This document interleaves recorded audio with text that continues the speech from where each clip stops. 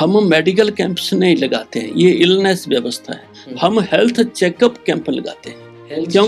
हाँ, तो स्कूल में परीक्षण करते हैं तो देखते बेटियां एनीमिया का शिकार है। आम सेवा बस्तियों में, समाज में गर्भवती माताएं एनीमिया का शिकार मिलती है, किसी को थायराइड है। और एक और बात है, गांव की माताएं या बुजुर्ग बंधुओं की क्या मानसिकता है, जब बीमारी यहाँ तक नहीं आती है ना, वो डॉक्टर के पास नहीं जाते। देखिए, भिंडी के साथ दही तो नहीं खाना, लस्सी भी नहीं पीनी चाहिए उसके साथ, कल्चर तो एक ही है ना। लेकिन आज आम फैशन हो गया। अब देखिए, खाना बनाते हैं, माताएं सेवियां ले आती हैं और सेवियों में भी दूध डाल देते हैं, खीर में भी दूध डाला होता है। और तो और खाना खाते के बाद में रसगुल्ला रख देते हैं, वो भी तो गुच्छा ही है। तो नमक भी खाया, प्याज भी खाया और साथ में दूध भी खा लेंगे तो भी किडनी तो खराब होगा, हजमा खराब। सलाद में भी है, टमाटर और प्याज अच्छे हैं, पर दोनों को एक साथ खाएंगे तो पेट खराब होता है। भिंडी के साथ मूली का सलाद तो भी पेट खराब होता है। और तो और ये जो गाजर के ऊपर अगर नींबू निचोड़ दें तो भी पेट खराब होता है, क्योंकि नेचर अलग है। शरीर माध्यम खलु धर्म साधनम, ये उक्ति हमारे यहाँ वर्षों से कही जा रही है और इसको ही सरलता से कहा गया पहला सुख निरोगी काया। इसलिए कहा गया क्योंकि आप इस चराचर जगत के जितने भी सुख हैं उनका उपभोग तभी कर सकते हैं जबकि आपका शरीर स्वस्थ हो। और शरीर को स्वस्थ रखने के लिए कई प्रकार के प्रयास किए जाते हैं। आपको दवाई की जरूरत ही नहीं पड़े, आपका शरीर वैसे ही स्वस्थ रहे, इस हेतु भारतीय जीवन परंपरा में भी बहुत सी बातें कही गई हैं। नमस्कार, मैं हूं विवेकानंद और आप देखना शुरू कर चुके हैं हमारी खास पेशकश 100 बरस संघ के 100 कहानियां संघर्षों की। ऐसी कहानियां जो समाज जीवन के साथ राष्ट्र जीवन को मजबूत करती हैं। ऐसी कहानियां जो स्वस्थ भारत के माध्यम से सशक्त भारत बनाने के लिए काम करती हैं और सशक्त भारत से रास्ता जाता है समृद्ध भारत की तरफ। आप सोचेंगे कि आखिर आज ये संघ की बात होते होते स्वास्थ्य की बात कैसे हो गई।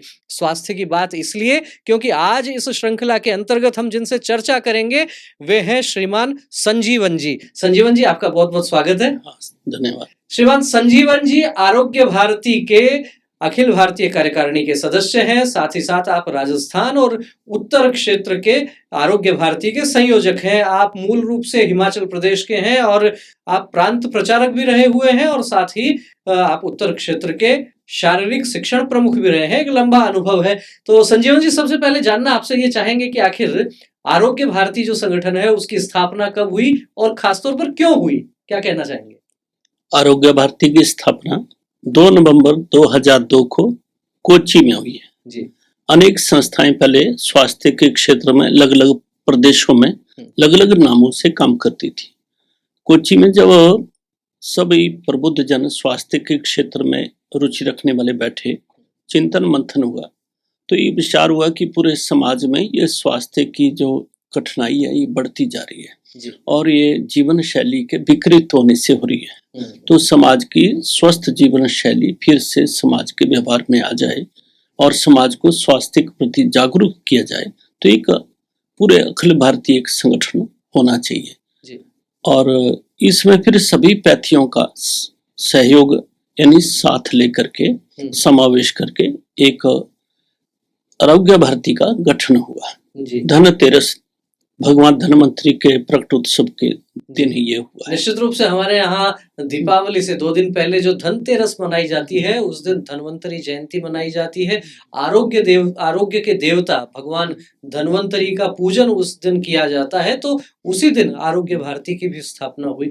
संजीवन जी, एक बार जब हम बात करते हैं कि स्वास्थ्य के क्षेत्र में काम करने वाला संगठन जो है वो आरोग्य भारती है, राष्ट्रीय स्वयंसेवक संगठन मूल संगठन है और समाज जीवन के अलग अलग क्षेत्रों में अलग अलग संगठन जो तैयार हुए, किसानों में काम करने के लिए किसान संघ हो गया, विद्यार्थियों के लिए विद्यार्थी परिषद हो गया, ऐसे अलग अलग जो संगठन हुए, ऐसे में आरोग्य भारती जो है वो स्वास्थ्य के क्षेत्र में काम कर रहा है। लेकिन मन में एक प्रश्न ये भी आता है कि एक संगठन जो है वो एनएमओ के नाम से भी चलता है, तो ये एनएमओ जो है ये क्या आरोग्य भारती का ही एक घटक है या वो अलग से संगठन है? वो क्या काम करते हैं, आप क्या काम करते हैं, क्या अंतर है? एनएमओ को भी संघ के स्वयंसेवकों ने ही प्रारंभ किया है। एनएमओ एलोपैथी के क्षेत्र में काम करने वाला एक संगठन है। वो केवल वहाँ के मेडिकल कॉलेज के स्टूडेंट हैं, डॉक्टर्स हैं, केवल उसकी फील्ड एलोपैथी है। अच्छा। लेकिन आरोग्य भारती जो है सभी पैथियों, उसमें एलोपैथी के भी डॉक्टर आते हैं, आयुर्वेद भी है, फिजियो, होम्योपैथी, नेचुरोपैथी, यूनानी, जितनी भी पैथियां भारत में चलती जी। सबका साथ लेकर और नॉन मेडिकल्स को भी साथ लेकर के स्वास्थ्य का समग्र चिंतन लेकर काम करने वाली एक सेवा संस्था है।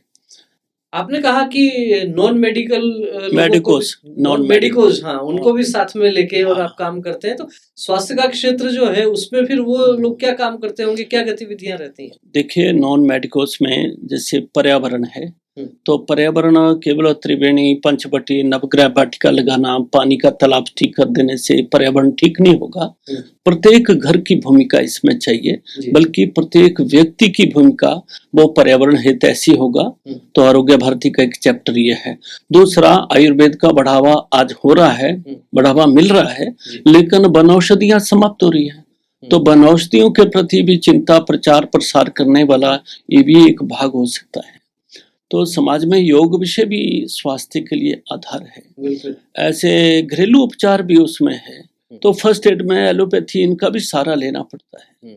तो समाज के सभी बंधु स्वास्थ्य के बारे में जागृति पैदा करें। तो ये जरूरी नहीं केवल डॉक्टर जो उपचार करते हैं उसको हम इलनेस व्यवस्था बोलते हैं, बीमार होने के बाद का। लेकिन जिन कारणों से मनुष्य बीमार हो रहा है वो कारण ही ना हो, समाज को उसके प्रति जागरूक किया जाए। तो इसमें सभी समाज का सहभाग चाहिए, जब डॉक्टर है चाहे डॉक्टर नहीं है, सबको।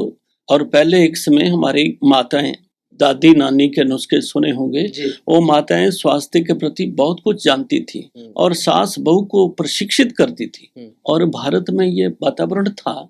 आज ये वातावरण कमजोर हो गया, रसोई थोड़ी उस लाइन से हट गई, तो सारा प्रेशर हॉस्पिटल पर आ रहा है। तो इस करके केवल डॉक्टर के कारण से स्वास्थ्य ठीक हो ऐसा नहीं, वो हमारा बेस है, लेकिन सारे समाज का योगदान चाहिए।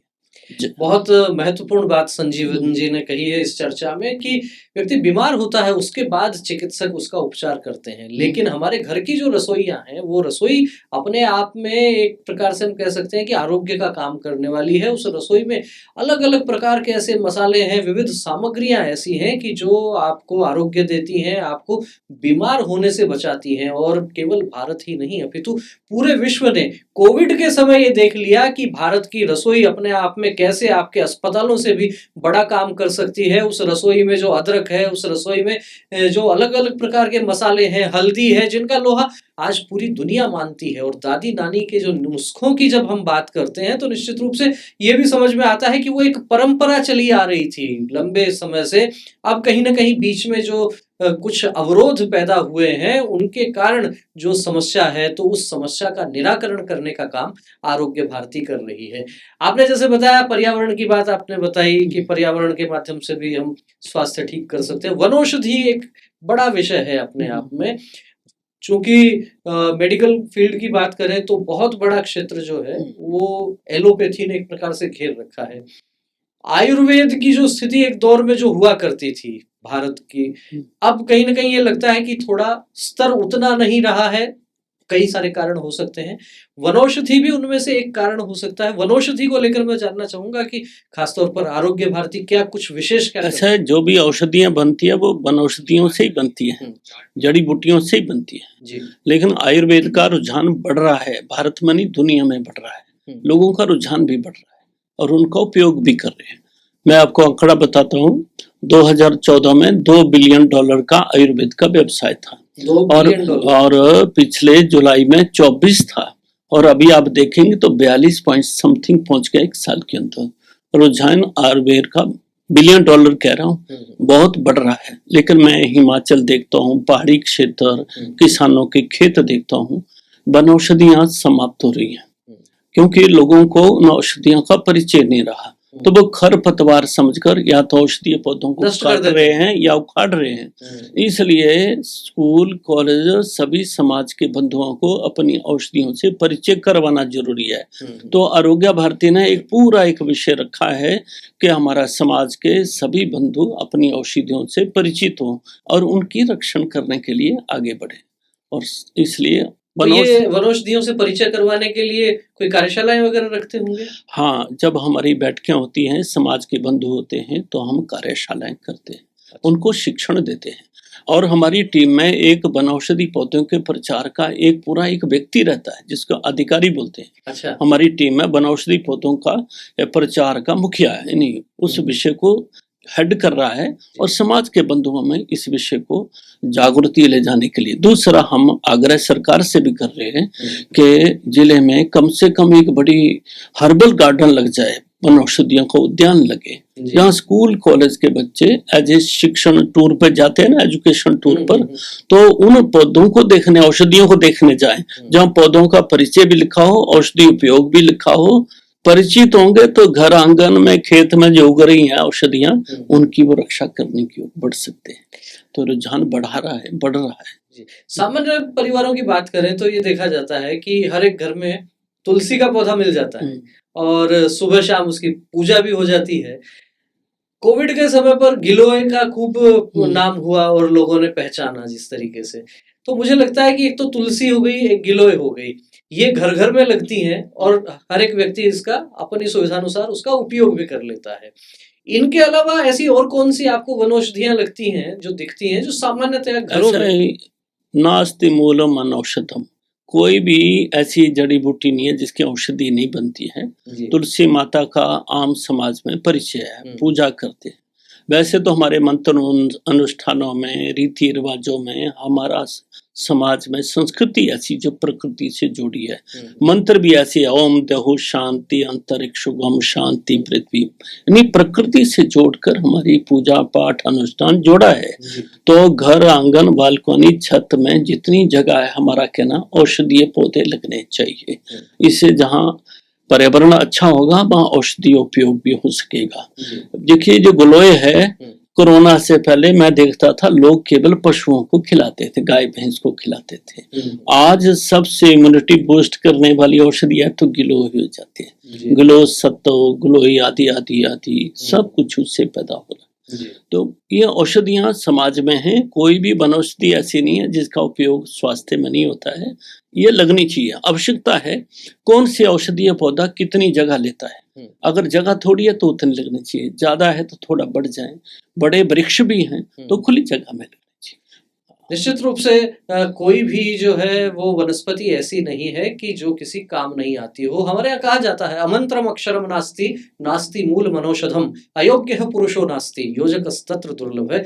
कोई भी अक्षर, कोई भी शब्द ऐसा नहीं है जो मंत्र बनाने के काम नहीं आता हो। कोई वनस्पति ऐसी नहीं है जिससे कोई औषधि नहीं बनती हो, और चराचर जगत में कोई भी मनुष्य ऐसा नहीं है जो अयोग्य हो। इन सब को योजना पूर्वक काम लेने वाला व्यक्ति ही दुर्लभ है, और ये दुर्लभ कार्य कर रहा है आरोग्य भारती। जिस तरीके से अभी हमारी चर्चा चल रही है श्रीमान संजीवन जी से, आपसे जानना ये भी चाहेंगे कि जैसे ये दो औषधियों की तो हमने सामान्य रूप से बात कर ली, आरोग्य भारती निश्चित रूप से घर घर में जो है वो वन औषधियों को बढ़ावा देने के लिए भी काम करता होगा। तो कोई 3, 4, 5 और ऐसी औषधियां आप बता सकते हैं जो घर घर में लोग लगाते होंगे? हमारे कार्यकर्ता पीपीटी बनाकर एक एक पौधे का चित्र दिखाकर उसके औषधीय गुण ये वो सब कुछ लगाते हैं। जैसे हल्दी है, कितना एंटीबायोटिक है, हर काम में हल्दी काम आती है। ये जो अदरक है, ये कितने काम की चीज है। मतलब जीरा है, धनिया है, ये औषधियां हैं। अब धनिया है, कितना थायराइड के लिए इसका उपयोग है।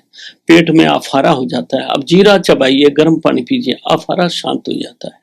केवल बड़ी बड़ी औषधियां नहीं है, रसोई में रखा हर मसाला औषधि है। पर उपयोग कैसे किया जाए? ये इसके लिए फिर हमारे यहाँ हम कहते हैं आयुर्वेद का ज्ञाता यानी आयुर्वेदिक डॉक्टर, और रसोई के लिए अगर लेडी डॉक्टर मिलती है, क्योंकि माताएं रसोई संभालती है, उनको घरेलू उपचार का शिक्षण देने के लिए लेडी डॉक्टर विषय तैयार करके उसको शिक्षण का काम कर रही है। और हमारी टीम में घरेलू उपचार एक विषय है, उसकी हेड लेडी और जेंट्स भी हो सकते हैं, बस ज्यादा रसोई माताएं संभालती है तो लेडी डॉक्टर उसको नेतृत्व देती है, और ये जागृति पैदा की जा रही है। अच्छा, तो औषधियां तो बहुत हैं, कई प्रकार, पर रसोई में रखा हर जीरा मसाला जो औषधियां तो है।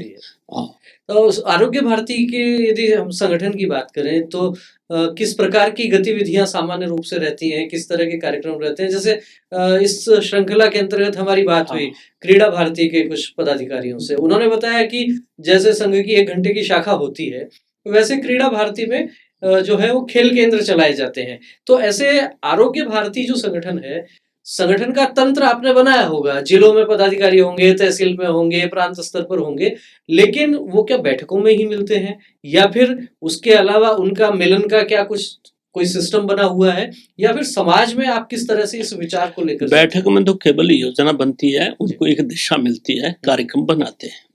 बाकी आरोग्य भारती 27 विषयों पर काम कर रही है इस वक्त।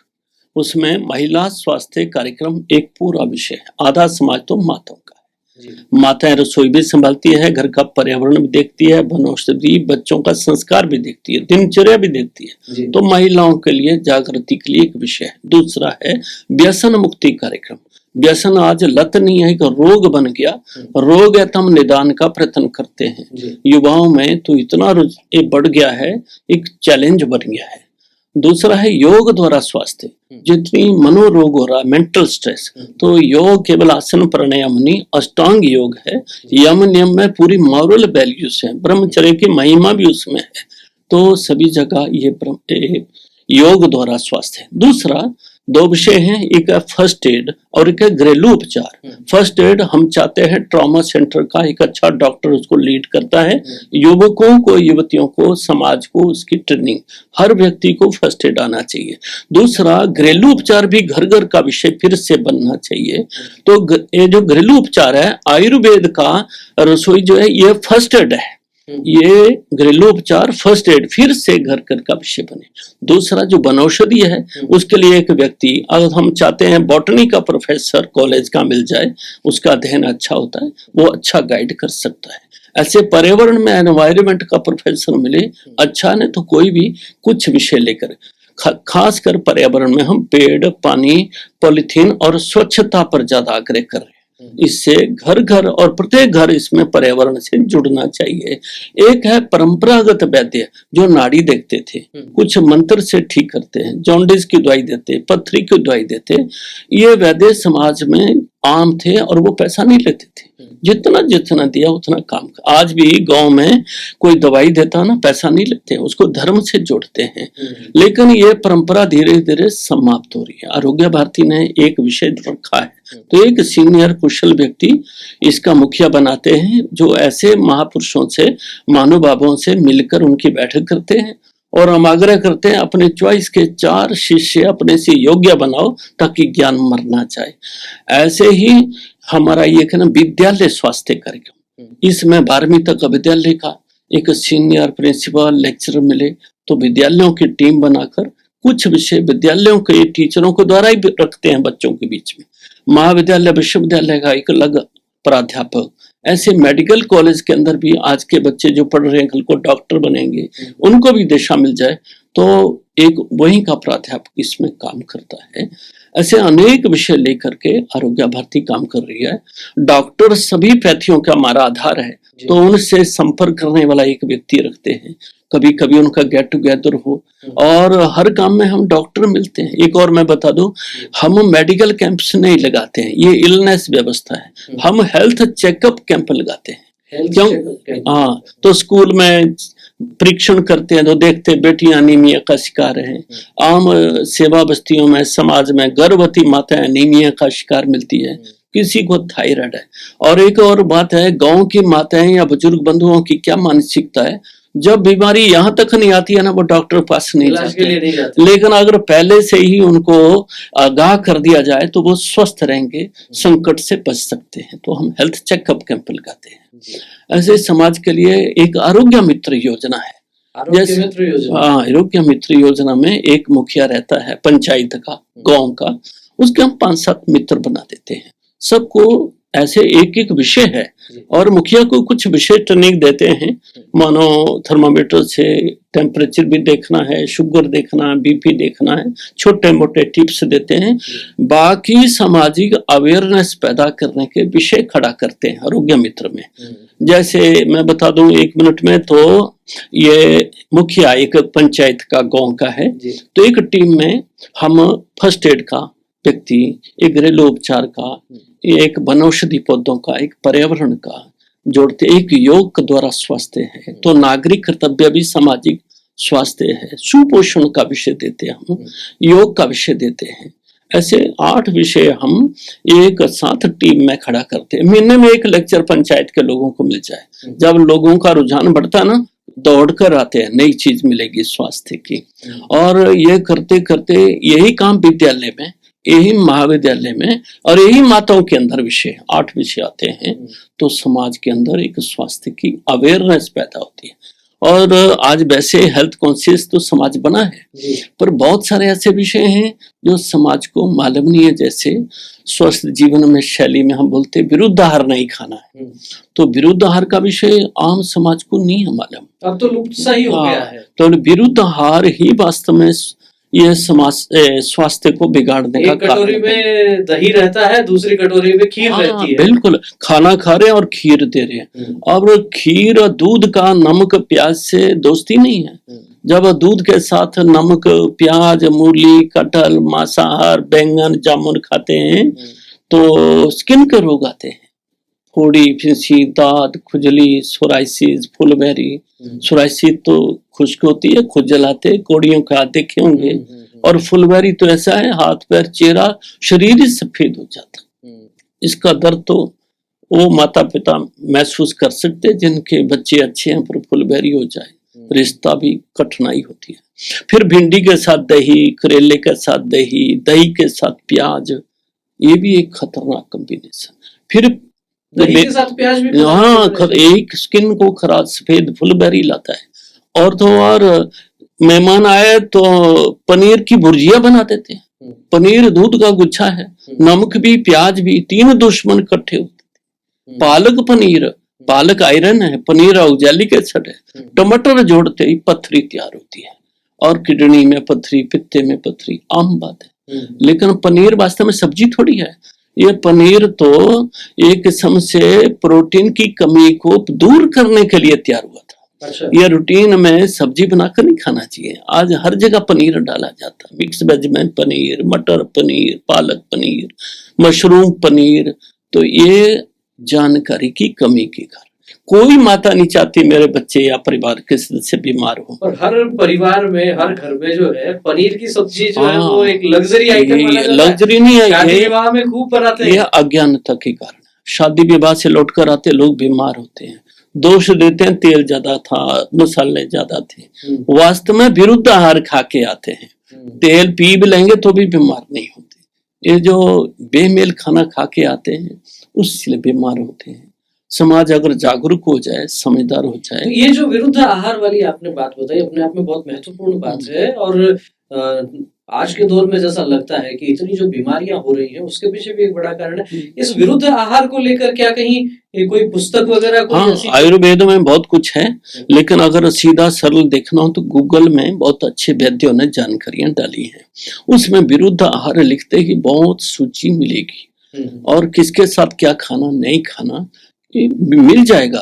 लेकिन आयुर्वेदिक जितने ग्रंथ हैं उसमें ये जो आयुर्वेदिक डॉक्टर पढ़ते हैं ना, इनके पास तो पूरा एक चैप्टर आता है विरुद्ध आहार, क्या खाना क्या नहीं खाना।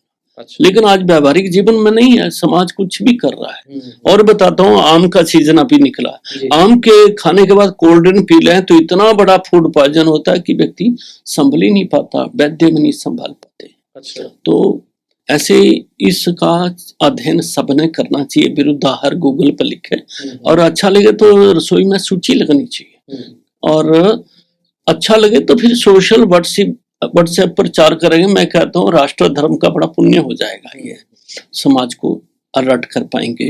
देखिए, भिंडी के साथ दही तो नहीं खाना, लस्सी भी नहीं पीनी चाहिए उसके साथ, कल्चर तो एक ही है ना।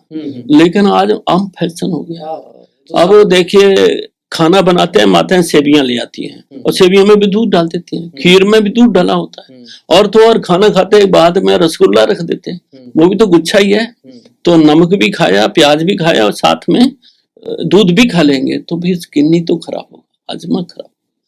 सलाद में भी है, टमाटर और प्याज अच्छे हैं, पर दोनों को एक साथ खाएंगे तो पेट खराब होता है। भिंडी के साथ मूली का सलाद तो भी पेट खराब होता है, और तो और ये जो गाजर के ऊपर अगर नींबू निचोड़ दें तो भी पेट खराब होता है, क्योंकि नेचर अलग है।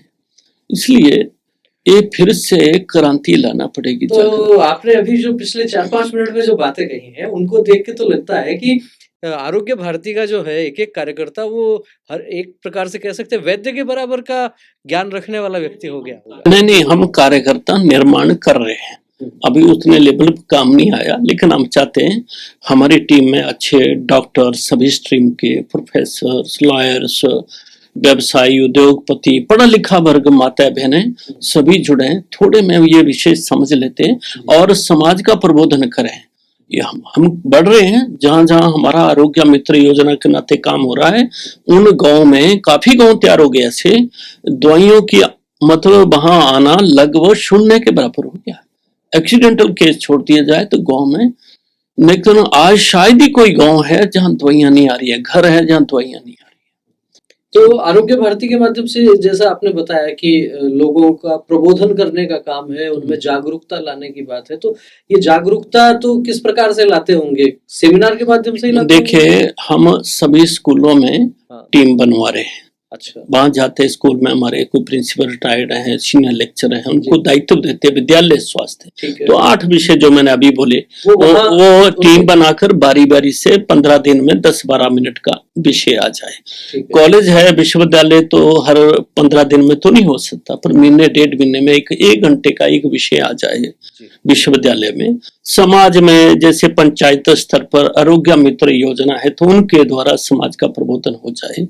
और दूसरा है कार्यकर्ता निर्माण करने के लिए हम सेमिनार बैठकें करके उनका शिक्षण करते हैं, और ये समाज को जगाने के लिए हमारे समाज के बंधु काम करते हैं। दूसरा प्रचार का भी, जैसे आप जैसे सज्जन मिलते हैं तो वृद्धाहार की वीडियो क्लिप्स बनाते हैं, और कोई पर्यावरण की बना देंगे, वनौषधि पौधों का प्रचार करेंगे। तुलसी माता का प्रचार तो है, लेकिन पुदीने का नहीं है, वो भी तो उतना ही है, गिलोय का भी उतना ही है, एलोवेरा का भी महत्व है, करेले का भी महत्व है। एक एक औषधि का अगर गुण बताया जाए, बल्कि ऋतु के अनुसार भी खाने की बात है, तो धीरे धीरे समाज में जागृति आती है और आ रही है।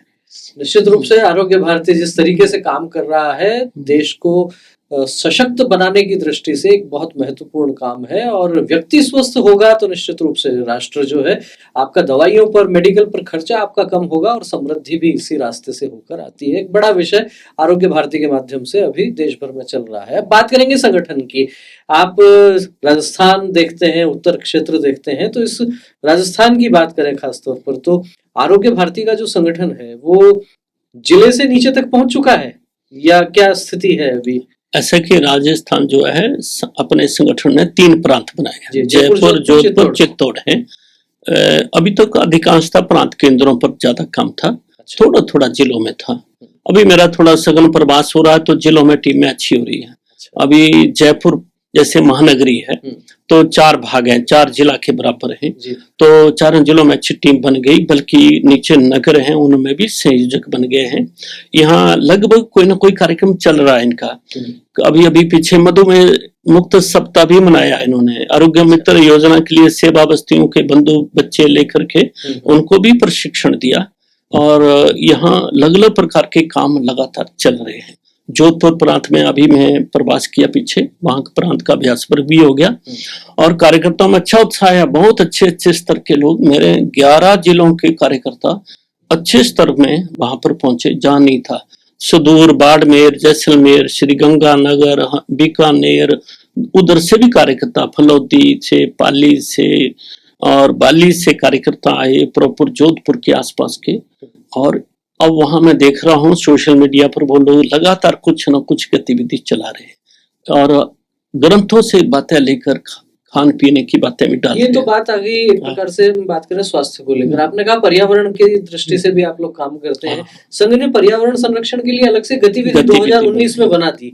उसके बाद भी आपका काम लगभग उसी तरीके से चल रहा है या कुछ काम आपने शिफ्ट कर दिया? ऐसा है कि कुछ तो काम तो कॉमन जैसे ही होते हैं, पर हमारा फोकस है प्रत्येक घर पर्यावरण का हितैषी बनना चाहिए। प्रत्येक बच्चा बूढ़ा जवान पर्यावरण का भी यही काम गतिविधि का भी। लेकिन हमने 4-5 बात पर विशेष फोकस कर रहे हैं। जैसे घर में रसोई में सिंक में जूठा बर्तन रात को नहीं छोड़ना, नहीं तो आप डस्टबिन रेगुलर साफ और ढक के रखें, नहीं तो सवेरे जब रसोई में जाते हैं तो वातावरण विषैला हो जाता है। रखे बर्तन भी खाने की वस्तुएं खराब होती हैं। पानी स्वच्छ होना चाहिए, पीने का भी टंकी का भी, और घर आंगन बालकनी में औषधीय पौधे लगने चाहिए। और एक और बड़ी बात है, पॉलीथीन घर में नहीं आना है। अगर पॉलीथीन में घर में आया तो बड़े बोतल में अथवा डब्बे में पैक करके रखना। इको ब्रिक्स नहीं, और वहाँ ब्रिक्स बनानी, और वो समाज में पॉलीथीन फैलने नहीं देना। वो समाज में जो जा रहा सड़क में नालों में हाथ से ही जाता है, उसको रिसाइकल को देना, ताकि समाज में, नहीं तो ये पॉलीथीन जब समाज में धरती में जाता है, धरती को कैंसरस बनाता है। और बल्कि ये जो हम गत्ते के गिलास में चाय पीते हैं ना, उसमें गर्म चाय डालते हैं तो बीच में थिन कोटेड बिल्कुल पतला प्लास्टिक है, वो तो चाय को कैंसरस बनाता है। ऐसे ही पानी के नीचे छाननी लगी है प्लास्टिक की, चाय पीते हैं तो उसको भी कैंसर से प्रभावित करता है। खाना घरों से विवाह शादी से लाते हैं ट्रांसपेरेंट लिफाफे में, गरम गरम चावल डाले हैं, वो भी तो प्रभावित हो जाती है। इसलिए ये पॉलीथीन कैंसर का सबसे बड़ा कारण है। हर तीसरे गांव में आज हर उम्र का व्यक्ति कैंसर का मरीज दिख रहा है, तो इसके प्रति अवेयरनेस। दूसरा, हमारा घर है कीटाणु रहित तो हवन यज्ञ अग्निहोत्र होता रहे, और सार्वजनिक स्थान पर हमको गंदगी नहीं करनी है, और धरती जल अग्नि वायु पुष्ट रखना है। ये घर घर को हमको जोड़ना है।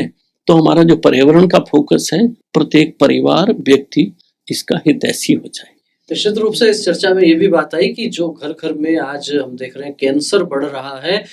पंजाब से एक ट्रेन चलती है, संभवतः भटिंडा से चलती है और शायद बीकानेर तक आती है, नाम कैंसर ट्रेन हो गया उसका, और इतना भयंकर विकराल रूप ये रोग लेता जा रहा है। एक तरफ तो बताया जाता है कि फसलों में जो काम हो रहा है एकदम पेस्टिसाइड्स का, केमिकल का जो काम है उसके कारण, और दूसरा पॉलीथीन, ये एक बड़ा कारण कैंसर का बताया जाता है। जीवन में पॉलीथीन ने इतनी घुसपैठ कर ली है कि बचना बड़ा कठिन है, लेकिन जहां तक हो सके आप उससे बचें।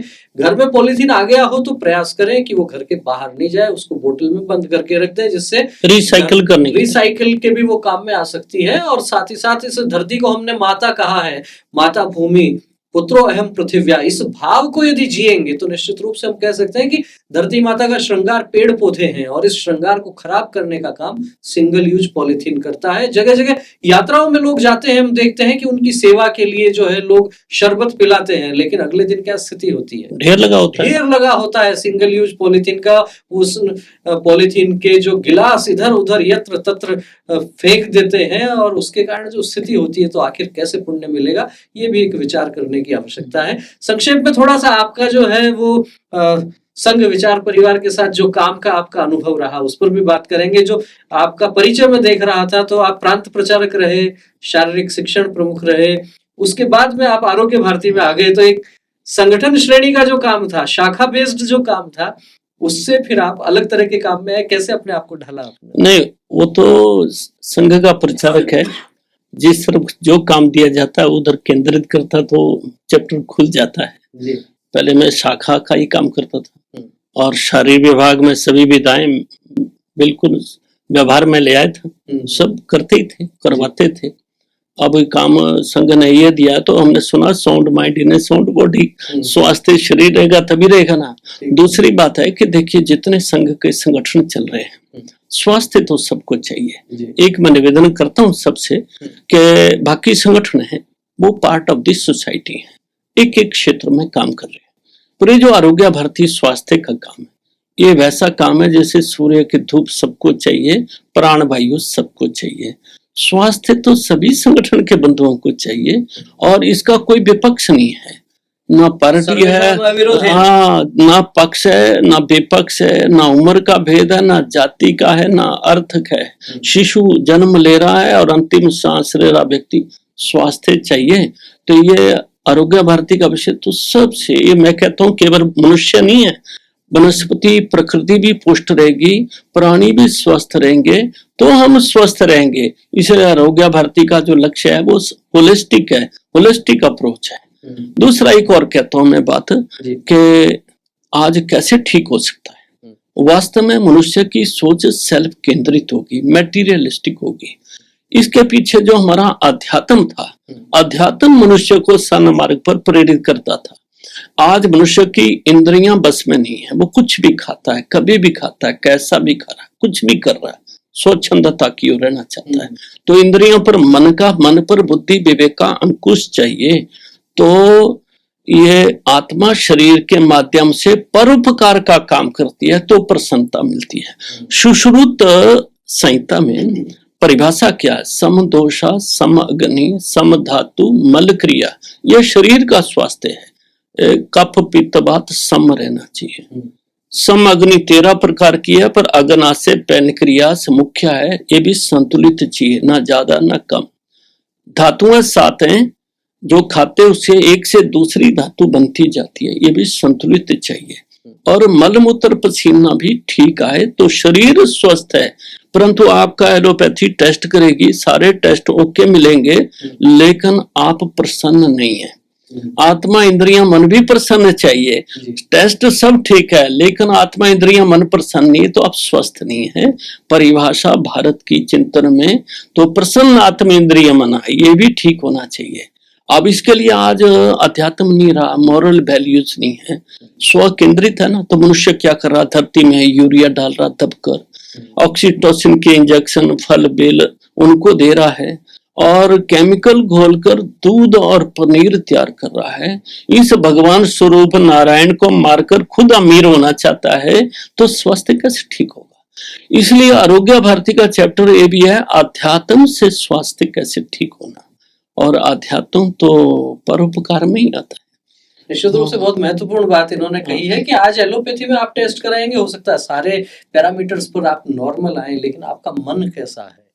ठीक इसी प्रकार की बात मुझे ध्यान आती है, पंडित दीनदयाल उपाध्याय जब बात करते हैं एकात्म मानव दर्शन की, तो अनेक बार उसमें चर्चा होती है शरीर, मन, बुद्धि और आत्मा। ये जो 4 बातें उन्होंने कही हैं, उनका बहुत ही अच्छे से उन्होंने विश्लेषण भी किया है। वो कहते हैं कि आपका शरीर जो है उसका सुख अलग है, लेकिन मन, आत्मा, बुद्धि, इनका सुख अलग है। और अलग अलग उदाहरण दिए गए हैं। एक व्यक्ति कोई अच्छी कविता लिखता है और 4 पंक्तियां सुनाता है, सामने से लाखों लोग तालियां बजाते हैं, किसको आनंद आता है। आप भोजन कर रहे हैं, कोई बूढ़ा व्यक्ति आपके सामने से जा रहा है और आपसे 1 रोटी मांगता है, आप 1 रोटी उसको निकाल कर दे देते हैं, किसको आनंद आता है? क्या शरीर को आता है? नहीं। मन, बुद्धि और आत्मा जो है, इनको मिलाते हैं, तभी जाकर समग्रता की हम बात कर पाते हैं। पश्चिम का विचार केवल शरीर का विचार है, ऐसा कहा जाता है, लेकिन भारत का विचार समग्रता का विचार है, शरीर, मन, बुद्धि, आत्मा का विचार है। और इसी विचार को लेकर आरोग्य भारती भी काम कर रहा है। संजीवन जी, आपसे जानना चाहेंगे, पहली बार शाखा कब जाना हुआ, संघ से पहला परिचय किस तरह से हुआ? शाखा में मैं 83 में गया, पहले 1983 में हिमाचल में कांगड़ा जिला में जी। तो डीएवी में मैंने प्रवेश लिया था फर्स्ट ईयर में। अच्छा, बीएससी फर्स्ट ईयर में जी, तब जाना शुरू। और प्रचारक कब बने आप? 86 में, तब 86 में प्रचारक हो गया, बाकी की पढ़ाई साथ साथ। अच्छा, क्या अध्ययन क्या रहा आपका, पढ़ाई लिखाई क्या हुई? पहले मैंने बीएससी किया, फिर इकोनॉमिक्स में स्नातकोत्तर किया। अच्छा, फिर योग में पीजी किया, थोड़ा पॉलिटिकल साइंस भी पढ़ना शुरू किया। फिर अधिकारियों ने बोला काफी हो गया, छोड़ दिया। बाकी तो स्वाध्याय से जी। तो 1983 में शाखा जाना हुआ पहली बार, क्या आयु रही होगी उस समय लगभग? तो कॉलेज में जाने वाले कितना, 18 साल के, 19 तो पहली बार जो शाखा जाना हुआ, कॉलेज में आप गए, क्या किसी व्यक्तित्व से प्रभावित होकर गए, या फिर जो सामान्य रूप से संघ की शाखाओं में खेल, कबड्डी, ये वो सब, तो उसके माध्यम से क्या मन पर किस चीज का ज्यादा प्रभाव रहा शुरू में? नहीं, किसी ने कहा भी नहीं मेरे को, परिस्थिति ऐसी बनी कि मैं सीधा वहीं पहुंच गया, संघ कार्यालय में पहुंच गया। अच्छा, संघ कार्यालय पहुंच गए, वहां से कहते आइए शाखा चलते, चल गए। अच्छा, हाँ, वहां विवाह प्रचारक थे श्रीकंठ जी दिल्ली से, तो उनके साथ परिचय हुआ। अच्छा। और नंबर मेरे अच्छे थे 11वीं में। हम्म। तो बस पहले ही दिन उन्होंने मेरे को मुख्य शिक्षक बना दिया। अच्छा, पहले दिन ही? ऐसा तो बहुत कम होता है। मैंने होता क्या है, हाँ। कहते आपको समझ में आ जाएगा, बस तब से शाखा लगाना शुरू कर दी। मेरे ध्यान में 3-4 दिन में मैंने प्रार्थना याद कर ली थी। अच्छा। और तब से निरंतर। तो फिर 2-3 साल 4 साल आपने शाखा जाते रहे, ये विचार कैसे आया कि प्रचारक बनना है? क्योंकि ये तो एक सामान्य बात नहीं। हमारा घर तो कांग्रेसी परिवार था। अच्छा। और पिताजी तो ज्यादा नहीं, दादाजी जानते थे। लेकिन जब मैंने दादाजी को बताया तो उन्होंने थोड़ा रिएक्ट किया कि ये तो फिरका परस्ती। अच्छा। पर मैंने कहा मेरे को तो कुछ खराब नहीं लगा, खराब होगा तो मैं बता दूंगा। तो मुझे कुछ खराब नहीं लगा और फिर चलती रही गाड़ी धीरे धीरे। पहले मुख्य शिक्षक था, फिर शाह कार्यवाह, नगर साइम कार्यवाह भी रहा कांगड़ा में, और फिर धर्मशाला विस्तार किया। फिर धीरे धीरे फिर कब प्रचारक बन गए पता नहीं लगा। अच्छा, तो सीधे संघ से सीधे आरोग्य भारती में जिम्मेदारी मिली या और भी किसी संगठन में बीच में काम करने का अनुभव रहा? संघ में ही रहा, बीच में सर कार्यवाह माननीय शेषाद्री जी, हो गए शेषाद्री जी, उनके साथ 92 में रहा हूँ लगभग 1 वर्ष। 1 वर्ष तो उनके सानिध्य में काफी कुछ भारत को देखने का भी और सीखने का भी अवसर मिला। उनके जीवन को इतनी सरलता विद्वत्ता उनमें थी जी, वो देखने समझने का 1 वर्ष रहना हुआ शेषाद्री जी। हाँ, लगभग। उनके व्यक्तित्व की कोई प्रमुख 2-3 बातें ऐसी आप बता सकते हैं स्वयं, वो हमारे दर्शकों तक भी एक महत्वपूर्ण विषय हो जाएगा। वो इतना सरल विद्वान व्यक्तित्व था कि समय का पूरा सदुपयोग करते थे जी। यानी बैठक से बैठक में आधे घंटे का अंतराल रहता था। उनका पैड लेखनी तैयार रहती थी, कोई भी नया आइडिया आया आकर तुरंत लिख लेते थे और लेखन साथ चलता था। उस समय ये सोशल मीडिया इतना नहीं था, नहीं था। वो पत्र व्यवहार लिखते थे, कुछ मैं करता ड्राफ्ट, कुछ वो बताते थे। तो उनके द्वारा ये कई चीजें मैंने देखी और बहुत आत्मीयता से मतलब उनके साथ हमारे तो सब कुछ ही है, वो माता पिता गुरु जैसे ही वो सरकार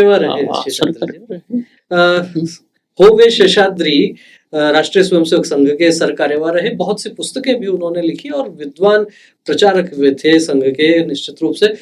मेरा भी 2-3 बार उनसे मिलने का सौभाग्य रहा और जिस आत्मीयता से और स्नेह से वे मिलते थे निश्चित रूप से। मैं उस समय कॉलेज विद्यार्थी था जब शेषाद्री जी से जयपुर में मेरा मिलना हुआ।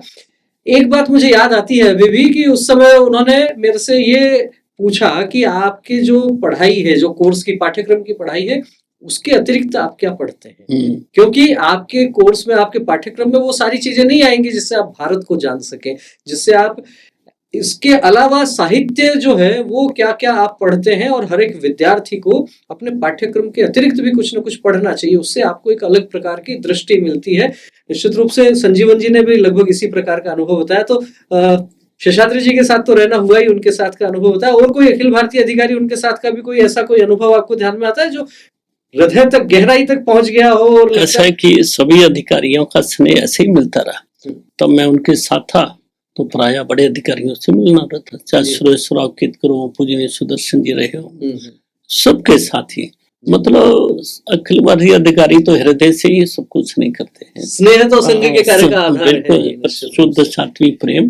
तो ऐसा संजीवन जी, हमारी ये श्रृंखला चल रही है 100 बरस संघ के 100 कहानियां संघर्षों की। तो हम चाहेंगे कि जो दर्शक हैं या नए स्वयंसेवक हैं उनके लिए क्या कुछ संदेश इस शताब्दी वर्ष में आप देना चाहेंगे? तो मैं देख रहा हूँ कि स्वास्थ्य की जो गाड़ी है वो पटरी से उतर गई है। सबसे मेरा आग्रह है कि स्वस्थ जीवन शैली का थोड़ा थोड़ा अध्ययन करें। और पीछे हमारे गृह मंत्री अमित शाह जी का एक इंटरव्यू, थोड़ा सा 3 मिनट का क्लिप आ रहा था। उनको शुगर बहुत थी, खाना खाने से पहले इंसुलिन का इंजेक्शन लेते थे और वो खुद कह रहे हैं कि मई 2020 में मेरे एक महात्मा ने, किसी ने मुझे गाइड किया, तब से मैंने जीवन में कुछ अनुशासन लाया। और नित्य वो कहते हैं कि 6 घंटे दिमाग के लिए नींद को देने चाहिए और 2 घंटे शरीर को स्नान ध्यान व्यायाम को देना चाहिए। क्या खाना, कब खाना, कितना खाना, ऐसे पानी के बारे में निश्चित करना चाहिए। और बहुत लाभ होगा। वो कह रहे हैं मई 2020 से सभी प्रकार की एलोपैथी की दवाइयों से मैं पूरी तरह मुक्त हो गया मुक्त हो गए। और एक मिथ समाज में खड़ा है कि शुगर और बीपी की दवाई जीवन पर्यंत खाना पड़ेगी। और हमारे एक ऐसे व्यक्ति कह रहे हैं कि मई 2020 से मैं एलोपैथी की दवाइयों से पूरी तरह मुक्त हो गया हूँ। तो ये जो कुछ नैरेटिव समाज में खड़े हो रहे हैं कि दवाई खाना ही पड़ेगी, हम स्वस्थ जीवन शैली अर्थात समय से सोना, समय से उठना, नित्य व्यायाम करना, थोड़ा ध्यान करना, स्वाध्याय भी करना और खान पान पर तो ध्यान देना, विरुद्ध आहार नहीं खाना, इतना अगर ध्यान दिया, इससे भी बड़ी बात है कि पॉजिटिविटी मन में रखना। जब व्यक्ति नेगेटिव सोचता है, क्रोध करता है, चिंता करता है, तनाव लेता है, तो हमारा लीवर, पाचन शक्ति, हृदय, दिमाग सब पर प्रभाव पड़ता है इसका। इसलिए कैसी भी परिस्थिति हो तो पॉजिटिविटी रखना, इसके लिए अध्यात्म होना भी जरूरी है। इसलिए भारत का आधार अध्यात्म था। हर परिस्थिति में हम संतुलित रहते थे।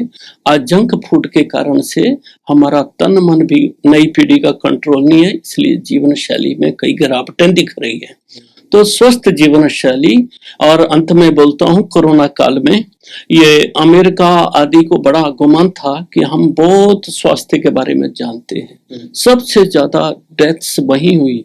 लेकिन भारत का इतना बड़ा देश है, समाज है, स्वस्थ जीवन शैली ने गर्म पानी, काढ़ा पीना, योगा करना, प्रसन्न रहना, स्वच्छता पर ध्यान रखना, और हमने कोरोना को मात दे दी। तो आज दुनिया जो है भारत की जीवन शैली का अध्ययन कर रही है, इधर बढ़ रही है। आज आवश्यकता है ज्ञान के साथ साथ इस जीवन शैली को अपने व्यवहार में लाएं। बहुत महत्वपूर्ण बात संजीवन जी ने कही है कि भारत का जो आधार है वो है स्वास्थ्य, और निश्चित रूप से कोरोना के समय भी पूरे विश्व ने देखा किस प्रकार से क्या स्थितियां, क्या घटनाएं घटित हुई। लेकिन आप स्वस्थ जीवनचर्या, स्वस्थ दिनचर्या के साथ में अपने जीवन को स्वस्थ रख सकते हैं, विरुद्ध आहार से बच के रहें और जीवन में सुख, शांति, समृद्धि के लिए निरोगी शरीर ये पहली आवश्यकता है। और उसके लिए अपने शरीर को निश्चित रूप से आपको समय देना होगा, आहार की आपको समुचित जानकारी रखनी होगी, व्यायाम जो करना है। और जो अष्टांग योग की बात आती है उसमें केवल योग, आसन, प्राणायाम ही नहीं है, उसमें बहुत सारे नियम भी हैं। आप उन नियमों का जब अध्ययन करेंगे और अभ्यास करेंगे धीरे धीरे, तो निश्चित रूप से आपका मन भी प्रसन्न रहने वाला है। एक बात और, आज समाज में जो नशा बढ़ रहा है, इससे ना सेहत अच्छी होती है, ना धन बढ़ता है, ना घर की इज्जत बढ़ती है, और क्राइम रेट भी बढ़ता है, एक्सीडेंट भी बढ़ते हैं। और नशेड़ी व्यक्ति, धर्म पत्नी अपनी नौजवान बेटी बहन की इज्जत की रक्षा नहीं कर सकता, परंतु जब लत में पड़ जाता है तो छूट नहीं पाता। 8 साल का बच्चा भी इसके मेरिट डीमेरिट को समझता है, पर मासूमियत में वो बोल नहीं पाता है। लेकिन उसके हृदय पर जो घर के मुखियों के ऐसे व्यवहार के दुष्प्रभाव पड़ते हैं, वो जीवन भर रहते हैं। तो इस समाज को स्वस्थ बनाना है तो नशे से भी मुक्त करना होगा। सारा समाज इस कैंपेन को भी उठाए। निश्चित रूप से व्यसन मुक्ति जो है वो भी बड़ा विषय है, और पूरे समाज को इस दिशा में आगे बढ़ना ही पड़ेगा, तभी व्यसन मुक्ति की दृष्टि से भी हम आगे बढ़ पाएंगे, व्यसनों से समाज को मुक्ति दिला पाएंगे। और इसी विषय के साथ कि आप सभी स्वस्थ रहें, आपके स्वास्थ्य की मंगल कामनाओं के साथ इस चर्चा को हम विराम देंगे। संजीवन जी, आप हमारे स्टूडियो में पधारे, बहुत बहुत धन्यवाद। आपको वीडियो अच्छा लगा हो तो इसे लाइक करें, अधिक से अधिक लोगों तक शेयर करें। फिर मिलेंगे एक और नई शख्सियत के साथ, जिनके संघर्षों के साथ, जिनकी मेहनत के बलबूते संघ एक बीज से बनने लगा वट वृक्ष। तो बने रहिए हमारे साथ, इस श्रृंखला को देखते रहिए, अपने कमेंट से हमें अवगत करवाएं। वीडियो अच्छा लगे लाइक करें, अधिक से अधिक लोगों तक शेयर करें। बहुत बहुत धन्यवाद, नमस्कार।